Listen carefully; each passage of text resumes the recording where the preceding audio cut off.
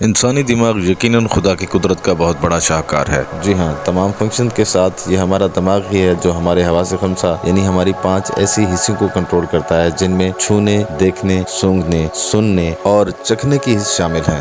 ہمارا دماغ spinal cord اور نرو فائبرز کے ذریعے ہمارے پورے جسم میں الیکٹریکل میسیجز بھیجتا ہے۔ یہ نرو فائبرز الیکٹریکل میسیجز یا پیغامات واپس دماغ تک بھی لاتے ہیں۔ انسانی دماغ کے مختلف حصے مختلف جسمانی حصوں کو کنٹرول کرتے ہیں۔ دماغ کے سب سے بڑے حصے کو سیریبرم یا فور برین کہا جاتا ہے، جو مزید 2 حصوں یعنی لیفٹ اور رائٹ ہیمیسفیئرز میں بٹا ہوا ہوتا ہے۔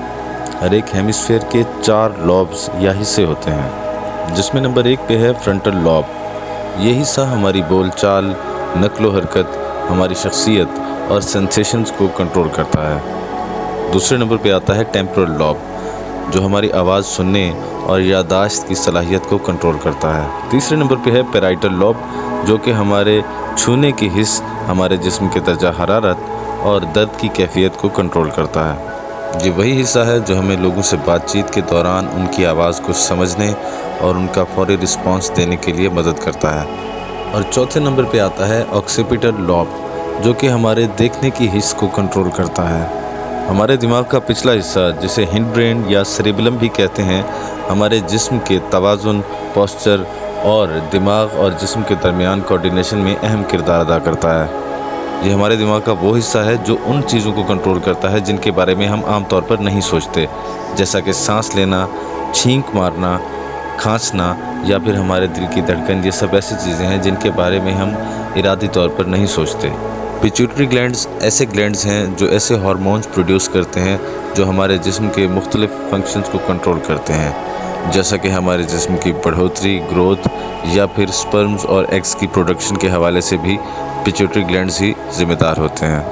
پائنیئر گلینڈ نامی حصہ ہمارے دماغ کا ایک اہم حصہ ہے، جو کہ میلاٹونن نامی ایک ہارمون پروڈیوس کرتا ہے جو ہماری نیند کے لیے ذمہ دار ہے۔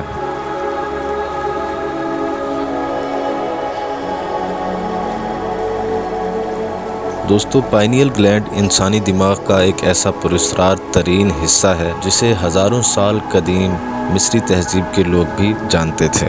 پائنیل گلینڈ کو دی آئی آف ہارس بھی کہا جاتا ہے۔ یہ مانا جاتا ہے کہ بہت سی پراسرار اور روحانی طاقتوں پہ کنٹرول حاصل کرنے کے لیے آپ کو اپنے پائنیل گلینڈ کو ایکٹیویٹ کرنا ہوتا ہے، اسی لیے لوگ اسے گاڈ پورٹل یا تھرڈ آئی بھی کہتے ہیں۔ دوستو، اگر آپ سیکھنا چاہتے ہیں کہ پائنیل گلینڈ کو کیسے ایکٹیویٹ کیا جاتا ہے تو کمنٹ سیکشن میں یس ٹائپ کریں۔